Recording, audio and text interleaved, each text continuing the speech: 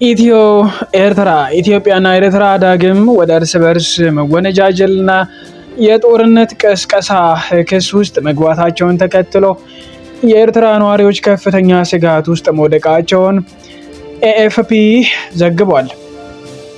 በአስመራ ነዋሪ የሆነውና ከዚህ ቀደም በነበሩት የድንበር ግጭቶች እንዲሁም በትግራይ ጦርነት የተሳተፈው ተወልደ ለደህንነቱ ሲባል ስሙ የተቀየረ ልጅ ሌላ ጦርነት እንዳይነሳ እየጸለየ መሆኑን ተናግሯል። ጦርነት ከተጀመረ ብዙ ልጆች አባት አልባ ይሆናሉ፣ እናቶች ባሎቻቸውን፣ ወላጆችም ልጆቻቸውን ያጣሉ ሲል ስጋቱን አጋርቷል። የጋለው ጥረትና የጦርነት ዝግጅት ክስ ኢትዮጵያና ኤርትራ ባለፉት ዓመታት በትግራይ ክልሎች ላይ በጋራ ሲዋጉ የቆዩ ቢሆንም የፕሪቶሪያውን የሰላም ስምምነት ተከትሎ ግንኙነታቸው መሻከሩ ይታወሳል። ኤርትራ ኢትዮጵያ የአሰብን ወደብ ለመውሰድ እያቀደች ነው የሚል ክስ ስታቀርብ የኢትዮጵያ ውጭ ጉዳይ ሚኒስትር ጌዲዮን ጢሞቴዎስ በበኩላቸው የኤርትራ ትንኮሳና ጠባጫሪነት የኢትዮጵያን ትዕግስት እየፈተነ ነው ሲሉ በቅርቡ መናገራቸው ይታወሳል። ኢትዮጵያ ኤርትራን ለግጭት በንቃት እየተዘጋጀች ነው ስትልም ከሳለች።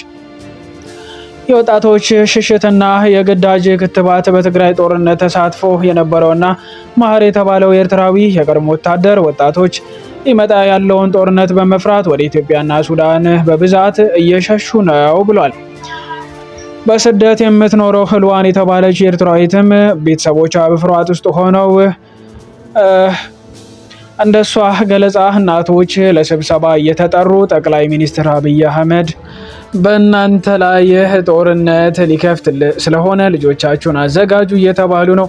አንዳንዶቹ እናቶች በትግራይ ጦርነት የጠፉ ልጆቻቸው የት እንደገቡ እንኳን ሳያውቁ ቀሪ ልጆቻቸውን ለጦርነት እንዲልኩ እየተጠየቁ መሆኑን ተናግራለች። የኢትዮጵያ መንግስት ቃል አቀባይ የማነ ገብረ መስቀል ለጉዳዩ ምላሽ እንዲሰጡ ቢጠየቁም ፈቃደኛ ሳይሆኑ ቀርተዋል። ነዋሪዎቹ ግን አሁን ያለውን ሁኔታ ተአምር ብቻ ነው የሚያቆመው ሲሉ ተስፋ መቁረጣቸውን ዘገባው አመላክቷል።